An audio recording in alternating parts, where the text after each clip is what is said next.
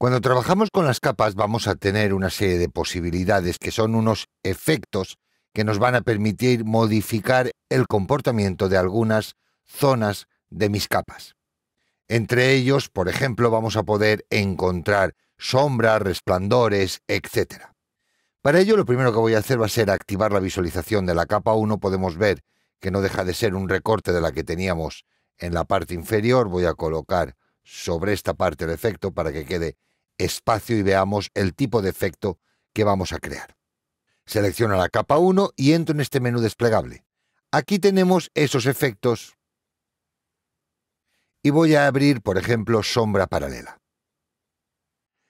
En este caso vamos a manipular el comportamiento de la sombra. Aquí veríamos una pequeña previa de cómo sería ese comportamiento y tenemos el modo de fusión que queremos aplicar.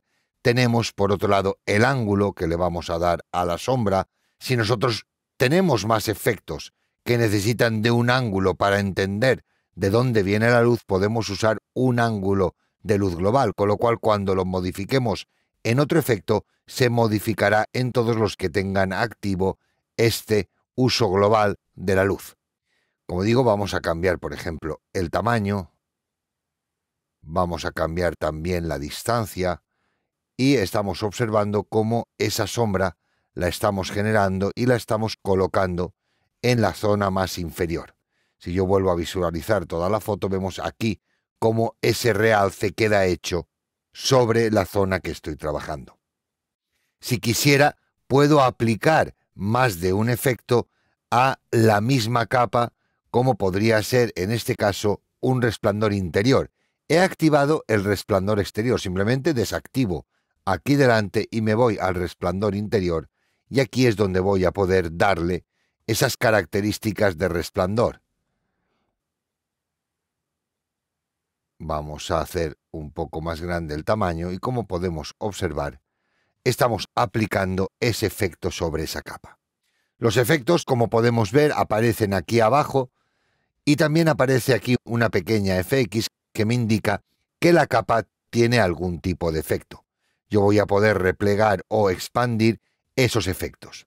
Al igual que lo estoy haciendo sobre una capa, en este caso de mapa de bits, voy a ocultarla y voy a entrar dentro de lo que sería una capa, en este caso, de texto. Y voy a poder hacer cosas como cambiar el color a través de un efecto. Puedo venir aquí y decir que quiero cambiar el color de relleno. Simplemente con seleccionar un color de relleno, lo habría modificado y ya tendría esa modificación realizada. Puedo también aplicar otro tipo de efecto y en este caso también voy a decirle que quiero una sombra interior. Esa sombra la vamos a generar por dentro del estilo. Como estamos observando, aquí empieza a verse esa sombra interior.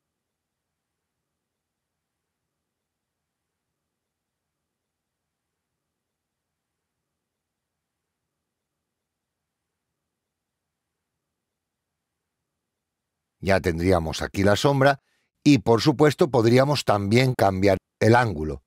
Voy a confirmar que esta es la variación que quiero. También existe la posibilidad de crear efectos como cambiar el relleno en una capa. En este caso yo tengo aquí un degradado de color, es una capa con degradado, pero también voy a poder aplicarle una superposición. En este caso voy a hacerlo de motivo. Voy a aplicar una superposición de motivo, como estamos viendo. Este sería el motivo seleccionado, voy a hacerlo un poco más grande. O incluso podría seleccionar otro tipo de motivo, estas líneas verticales, o este cuadrado. Voy a volver al que tenía inicialmente, y vamos a ver qué posibilidades tenemos. Si nos damos cuenta, había una zona que era transparente. Al rellenar con una superposición de motivo, esa zona transparente que había en el degradado deja de tener esa transparencia. Voy a cambiar el modo de fusión y voy a ponerle en modo multiplicar. Al poner en modo multiplicar, con la zona que tenía color, estamos viendo ese color a través de las zonas blancas. El color blanco no tiene capacidad a la hora de multiplicar. Es por eso que se ha perdido de la visión y consigo esta sensación totalmente distinta. Si yo, en lugar de ocultar el degradado a través de la transparencia del mismo, lo hubiera ocultado a través de la máscara de capa, hubiera conseguido que el efecto que estoy aplicando también fuera transparente. Voy a realizarlo y en este caso voy a irme dentro de la máscara de capa y voy a aplicar un degradado. Voy a aplicarlo más arriba.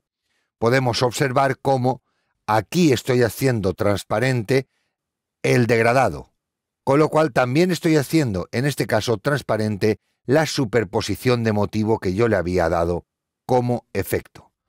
Voy a borrar y a eliminar esta máscara de capa para dejar otra vez el original.